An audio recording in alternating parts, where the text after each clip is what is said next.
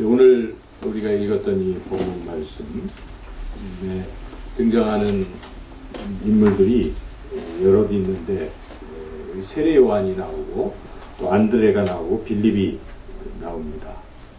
이 안드레와 세례 요한과 안드레와 빌립의 그 공통점이 있습니다. 여러분들이 그 본문을 이렇게 읽을 때 잘 생각해 보시면 공통점이 있는데 제가 다시 한번 이렇게 설명을 드리겠습니다. 잘 들으시면서 이 세 사람의 공통점이 무엇인가 하는 건 생각해 보면 좋을 것 같습니다.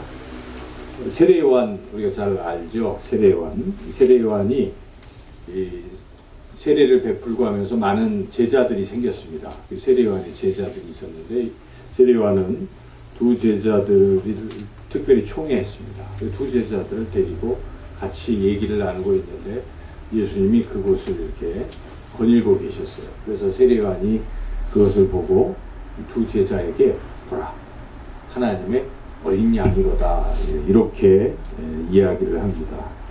그래서 두 제자가 그 예수님에 대한 관심, 그 전부터 세례 요한이 얘기했기 때문에 자기는 뭐 그의 심금에도 쓰기 어렵다, 이렇게 그는 흥하여야 하겠고 나는 쇠하여야 하리라, 그런 분이기 때문에 이 두 사람이 예수님을 따라갔습니다.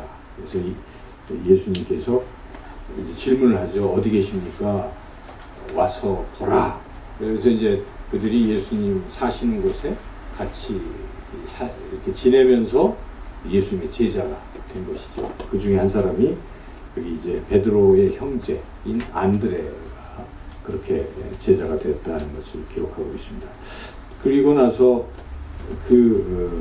안드레가 또 뭘 했습니까? 안드레가 예수님과 지내보니까 예수님이 정말 그리스도구나, 이걸 깨달았어요. 메시아 그리스도인 걸 깨닫고 자기 형님인 베드로를 찾아가서 내가 그리스도, 지금 유대인들이 기다리던 그리스도를 만났다라고 그렇게 이야기하고 그 베드로를 데리고 예수님께로 데리고 간 것이죠. 그래서 그도 또 예수님의 제자가 되었다라고 기록하고 있습니다. 이번에는 예수님께서 친히 빌립이라는 사람을 부르셨습니다. 넌 내 제자가 되라, 나를 따르라 했을 때 빌립이 그 예수님 말씀에 순종해서 따라서 이렇게 지내다 보니까 이 예수님이야말로 정말 하나님이 보내신 그리스도구나 하는 것을 이제 그동안 성경을 다 읽어봤는데 구약에서 선지자들이 이야기한 거, 모세오경 율법에 나온 그 예언했던 그분이구나 하는 것을 빌립도 알았습니다. 그것을 알자마자 빌립이 자기가 또 잘 알고 있는 나다나엘을 찾아가서 야, 내가 그 그리스도를 만났다라고 말하면서 그랬더니 뭐라고 했지만 와서 보라, 이렇게 얘기를 해서 그 나다나엘도 빌립이 예수님께로 인도하였다 하는 것이 오늘 본문의 말씀입니다. 여러분, 여기에 등장하는 세례 요한, 안드레, 그리고 빌립의 공통점이 무엇입니까? 그렇죠? 두 가지로 우리가 요약을 해볼 수가 있는데, 첫째는 예수님이 누구신지를 분명히 안 것입니다.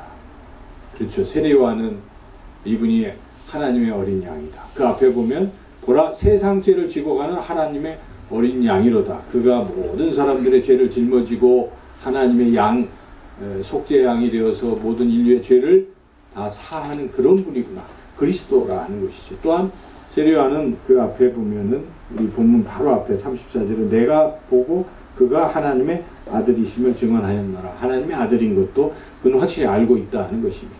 이렇게 세례 요한은 예수님이 누구신지, 그리스도시요 하나님의 아들인 것을 분명히 알았다는 사실이죠. 그리고 안드레도 예수님과 같이 생활하면서 이분이 그리스도다, 내가 메시아를 만났다, 예수님이 구원자 그리스도이신 것을 알았고, 빌립도 성경에서 예언했던 바로 그분이다 하는 것을 분명히 알았다 하는 것입니다. 여러분은 예수님이 누구신지 아십니까? 아시죠?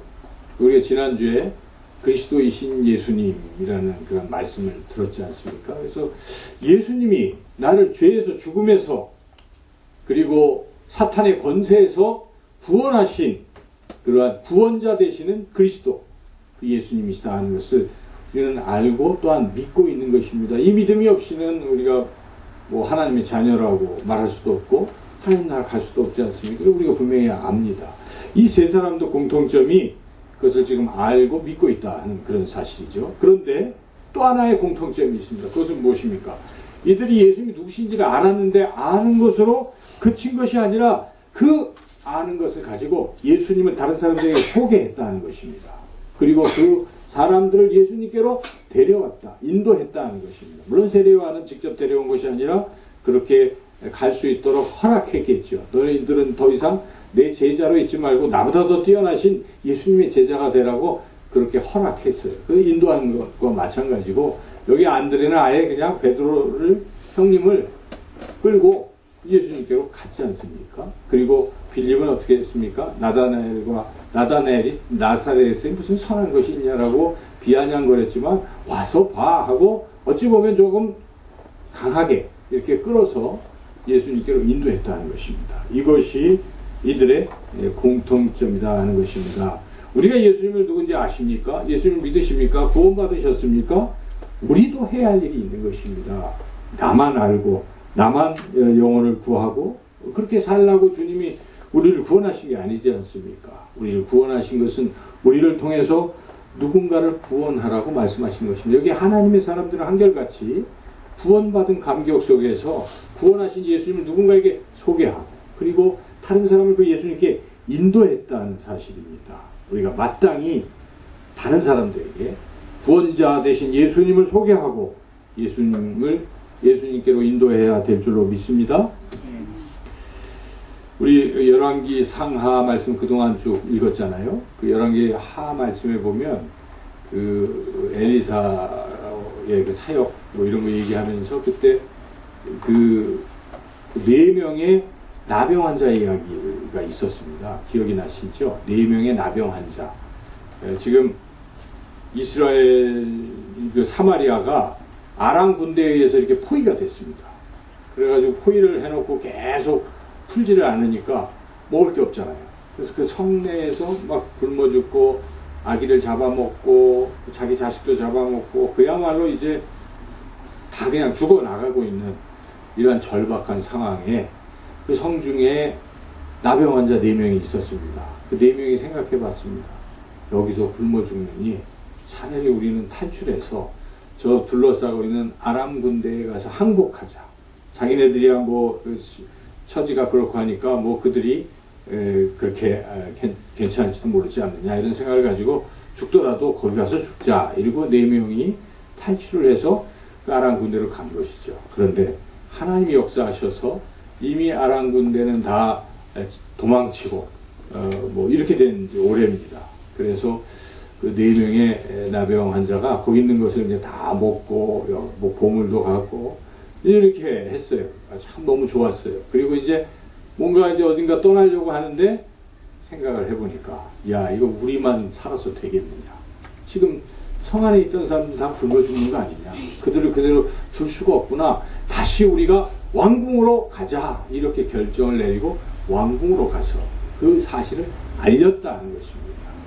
우리가 그 말씀을 읽었는데 그 부분을 제가 읽어보면 열왕기하 7장 9절 말씀인데 나병 환자들이 그 친구에게 서로 말하되 우리가 이렇게 해서는 아니 되겠도다. 오늘은 아름다운 소식이 있는 날이거늘 우리가 침묵하고 있도다. 만일 밝은 아침까지 기다리면 벌이 우리에게 미칠지니 이제 떠나 왕궁에 가서 알리자. 그렇죠. 바로 그 날이 밝기까지 기다린 것도 아니라는 것이죠. 그 밤에 가서 알렸다는 것입니다. 우리가 그래야 되지 않겠습니까? 우리는 구원받았어요. 구원받았는데 아직도 이 세상에는 구원받지 못한 내 가족도 있을 것이고 또 아는 지인들도 있을 것이고 주변의 이웃들도 있을 것입니다. 그들에게 이 소식을 우리가 알려야 되지 않느냐는 것입니다. 여전히 그냥 나만 살았으니 나만 잘 먹고 잘 살자. 그렇다면 그 과연 하나님의 자녀인가 우리가 생각해 봐야 할 것입니다. 만약 여러분이 어두운 밤, 그러니까 거기 우연히 이제 어두운 밤에 여러분이 이렇게 거리를 걸어가게 됐는데 저 도로 한복판에 어떤 술 취한 분이 이게 정신을 잃고 쓰러져 있는 거예요. 차들은 쌩쌩 달리는데 여러분 어떻게 하시겠습니까? 아유 술 먹고 무슨 뭐야 하면서 그냥 어이구 하고 그냥 가시겠습니까? 가는 사람들도 있겠죠. 내가 또 거기 괜히 뛰어들어가면 다른 차에 내가 치니까 뭐 외면하는 사람도 있을 것이고 어떤 사람은 그냥 112로 신고를 해서 그 위기사항을 알리는 사람들도 있을 것입니다. 근데 그거보다 한 걸음 더 나아간 사람이 있을 수 있어요. 이 우리나라 이제에서 일어난 일인데요. 지난 7월 17일에 새벽 3시에 광주에서 전라남도 광주에서 이 4차로 한가운데에 그렇게 술 취한 분이 쓰러져 있는 거예요. 그래서 이 사람들이 그냥 가기도 하지만 한 사람이 그걸 보고 택시를 타고 가다가 택시에 내렸어요. 택시에. 이 사람이 쓰러져 있으니까 가면 택시에 내려서 거기까지 가서 신고하고 거기서 이렇게 수신호를 막 하면서 사람이 있다고. 만약에 수신호를 안 했으면 차가 밑에 잘 안 보이잖아요. 그래서 서서 막 이렇게 하니까 그나마 쓰는 거죠. 그래서 그 얼마 뒤에 경찰이 와서 수습했는데 수습이 되니까 또 조용히 사라져서 누군지 모르는 것이에요. 근데 그런 일이 있었다라고 보도가 되었습니다. 저는 그분을 생각하면서 야, 그 쉽지 않은 일이에요. 자기가 다칠 수도 있지만 그 죽어가는 사람을 그대로 볼 수가 없다는 것입니다. 우리가 그런 마음을 가져야 되는 것입니다. 우리가 피부로 느끼지 않아서 야 이게 예수님 안 믿으면 지옥 가나 안 가나 뭐 아직도 시간도 남았는데 이렇게만 생각할 일이 아닙니다. 예수님을 안 믿으면 그 누구라도 하나님 나라 들어갈 수가 없는 것입니다. 지옥에서 영원토록 그렇게 살아가는 것입니다.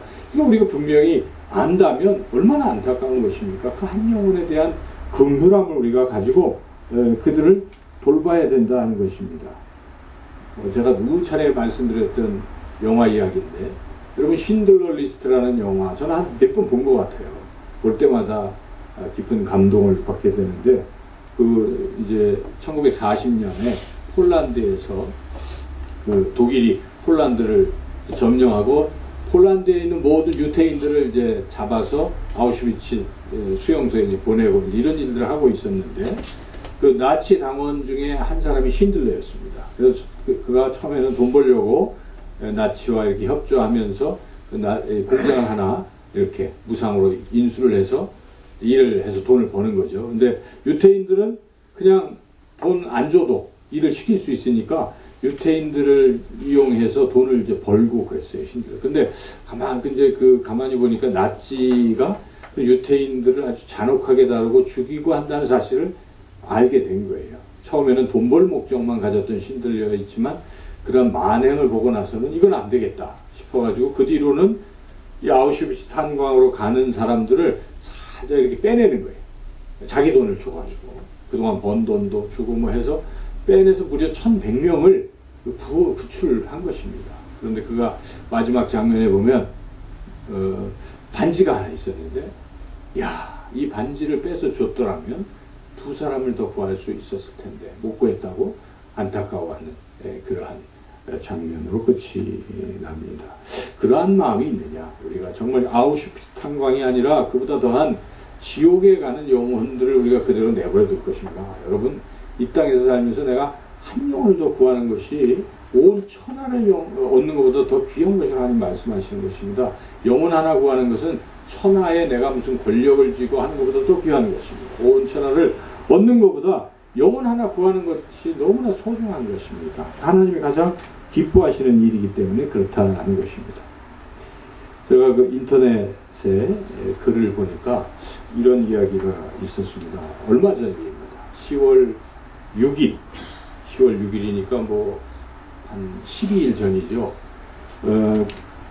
두 일이 일어났는데 하나는 서울에서 일어났고 하나는 부산에서 일어났어요. 서울에서 새벽 6시에 그 아파트 경비원이 출근을 이렇게 하시다가 그냥 새벽 6시에 심장마비가 일어나서 길에서 이렇게 쓰러진 거예요. 쓰러졌는데 사람들이 지나가는 겁니다. 근데 이 심장마비는 쓰러지면 빨리 뭘 심폐소생술을 하고 이래야 살 수가 있거든요. 병원에 가더라도. 근데 사람들이 그냥 보고 지나가는 거예요. 그래서 그렇게 시간이 흘러서 뭐 연락은 해줬지만 연락이 돼서 14분 만에 왔지만 그 심폐소생술 안에서 사망을 하고 말았다. 이런 일이 있었는데 반면에 같은 날 11시에 부산에서 비슷한 일이 일어났는데 이제 부산에서는 그 역시 경비원 이분이 이건 이제 감전 사고로 역시 심장마비로 쓰러진 거예요. 그래서 119 구급대가 이제 도착할 때까지 그 사이에 마침 거기 있던 한 분이 그런 교육을 보름 전에 받았대요. 심폐소생. 그래서 그분을 놓고 심폐소생술을 계속 하고 도착해서 그분이 치료를 받아서 8일 만에 다시 깨어날 수 있었다. 이런 보도가 있었습니다. 두 사건을 비교해 볼 때 똑같은 날 벌어진 사건이에요. 거의 같은 심장마비인데 한쪽은 살았고 한쪽은 죽었다는 것입니다. 왜 그랬습니까? 한쪽은 그냥 무관심했기 때문에 그렇습니다. 봐도 내일이 아니야. 괜히 그 시간 낭비하고 뛰어들면 뭐해? 하고 그냥 무관심하게 지나갔기 때문에 죽은 것입니다. 똑같은 것입니다. 우리 크리스찬들이 세상에 있을 것입니다. 어떤 크리스찬들은 죽어가는 영혼들을 볼 때 가서 심폐소생술에도 하면서 살려보려고 애를 쓰는 사람들이 있는가 하면 내가 예수님과 하나님 나라 백성이 되었음에도 불구하고 나만 구원받으면 되지 하는 마음으로 무관심하게 그렇게 우리가 지나친다면 그 영혼들은 그냥 죽어가고 만다 하는 것입니다. 그런데 이렇게 그냥 죽어가는 영혼들을 우리가 방치했을 때 그냥 그랬나 보다 정도가 아니다 하는 것입니다. 책임이 뒤따른다는 것입니다. 그 자리에 있었을 때 그것을 하지 않은 책임을 하나님은 모르신다는 것입니다. 성경은 그것을 묻는다고 분명히 말씀하고 있습니다. 그래서 에스겔서 33장에 보면 파수꾼의 그 비유 이야기를 하시면서 하나님께서 에스겔을 통해서 이런 말씀을 하십니다. 제가 읽어보겠습니다. 33장 8절 9절 말씀인데요. 가령 내가 악인에게 이르기를 악인아 너는 반드시 죽으리라 하였다 하자 네가 그 악인에게 말로 경고하여 그의 길에서 떠나게 하지 아니하면 그 악인은 자기 죄악으로 말미암아 죽으리거니와 내가 그의 피를 네 손에서 찾으리라. 그러나 너는 악인에게 경고하여 돌이켜 그의 길에서 떠나라고 하되 그가 돌이켜 그의 길에서 떠나지 아니하면 그는 자기 죄악으로 말미암아 죽으려니와 너는 내 생명을 보전하리라. 하나님의 말씀인 것입니다. 그것입니다. 우리가 죽어가는 영혼들을 이렇게 보면서 그냥 외면하고 무관심하고 내버려두고 나만 구원받는다고 하나님 앞에 갔을 때 하나님이 그 피값을 묻는 그런 죄 때문에 예수 믿지 않기 때문에 천국에 못 가는 건 당연하지만 우리에게도 누우실 수 있다 하는 것입니다. 우리가 근데 열심히 12호에 전도하고 다 해봤어요. 그래서 안 됐어요. 그 부분에 대해서는 하나님이 책임을 물으시지는 않으시는 것입니다. 근데 해보지도 않고 무관심하고 그냥 나는 몰라라. 나만 구원받으면 되지 하는 것에 대해서는 하나님이 그렇게 책임을 물으실 수 있다는 사실입니다. 사도 바울은 그런 의식이 있었어요. 그래서 사도 바울이 지금 환난과 핍박이 기다린다. 너 예루살렘 가면은 핍박이 있다 하는 그러한 성령님의 음성을 사도 바울이 들었어요. 그렇지만 주 예수께 받은 사명 곧 은혜의 복음을 전파하는 일을 마치려면 나의 생명을 조금 더 귀한 것으로 여기지 아니하노라. 나의 달려갈 길을 간다 하고 가는 겁니다. 사도 바울이 가는데 그동안 3년 반 동안 섬기던 에베소 교회 성도들에 대한 그 뭔가를 전하고 싶어서 장로들을 불렀습니다. 그래서 밀레노에서 장로들에게 마지막 고별 설교를 하지요. 그때 고별 설교하는 부분 중에 이런 설교를 합니다. 사도행전 20장 25절에서 27절까지인데 제가 한번 읽어보겠습니다. 보라, 내가 여러분 중에 왕래하며 하나님의 나라를 전파하였으나 이제는 여러분이 다 내 얼굴을 다시 보지 못할 줄 아노라. 그러므로 오늘 여러분에게 증언하거니와 모든 사람의 피에 대하여 내가 깨끗하니 이는 내가 꺼리지 않고 하나님의 뜻을 다 여러분에게 전하였음이라. 자기는 피에 대해서 깨끗하다고 말할 수 있는 것입니다. 복음을 전했기 때문에. 그런다 우리가 복음을 전하지 않고 전도하지 않고 내 자녀일지라도 내가 복음도 한번 전하지도 않고 교회 가자고 권면도 안 하고 네 마음대로 살아라. 그 책임이 그가 하나님 나라 못 들어가는 것은 그렇다 하더라도 책임도 하나님이 물으실 거예요. 너는 어째 네 자녀조차도 구원에 무관심하느냐라고 그렇게 말할 수 있습니다. 우리가 사랑한다고 말하는 사람들, 우리 주변의 이웃들, 지인들이 있는데 좋은 얼굴로 대하면서 어떻게 한 번도 예수님을 믿으십시오라고 권면하지 않는단 말입니까? 그것은 하나님 분명히 우리에게 책임을 물을 수 있다는 것입니다. 12호 잔치, 우리 해마다 2번씩 합니다. 그래서 늘 하던 잔치련이 그냥 또 시간 빨리 지나가면 좋겠다라고 생각하고 있다면 하나님이 그 책임을 물을 수 있다는 것입니다. 하나님 분명히 영상교회를 통해서 이러한 구원의 잔치를 해마다 2번씩 배설하시는 것입니다. 우리가 날마다 해야 되지만 그렇게 못할 때도 있기 때문에 기회를 주실 때 우리가 최선을 다해봐야 하는 것입니다. 작정도 하고 작정한 영혼들을 위해서 기도도 하고 가서 권면도 하고 초대장도 전달하고 그런 일들을 우리가 해보는 것입니다. 나머지는 하나님이 하시는 것입니다. 우리가 기도하고 또 하고 또 하고 쉬지 말고 때를 얻거나 못 얻거나 일을 하는 것입니다. 오늘 오후 우리는 예배를 짧게 드린 후에 나가서 다 이 전도를 하려고 그렇게 합니다. 여러분 힘을 다해 한번 수고하시기를 바랍니다. 온 힘을 다해서 간절히 기도하고 나아가서 담대히 초청장도 나눠드리고 초청하시는 그래서 영혼들을 구원하는 저와 여러분 모두가 되기를 주님의 이름으로 축원합니다. 하나님 감사합니다. 말씀을 통해서 우리가 이 땅에서 무엇을 하고 살아야 될지를 분명히 깨닫게 하셨사오니 주여 단 한 생명이라도 구원하려고 우리가 최선의 노력을 다할 수 있도록 인도하여 주셔서 이 한 주간 기도하고 전도하여 주님 작정하신 귀한 45명의 영혼과 또 그 이상의 많은 영혼들을 주님께로 인도하는 우리가 되게 하여 주시기를 간절히 원하오며 예수님의 이름으로 기도드리옵나이다.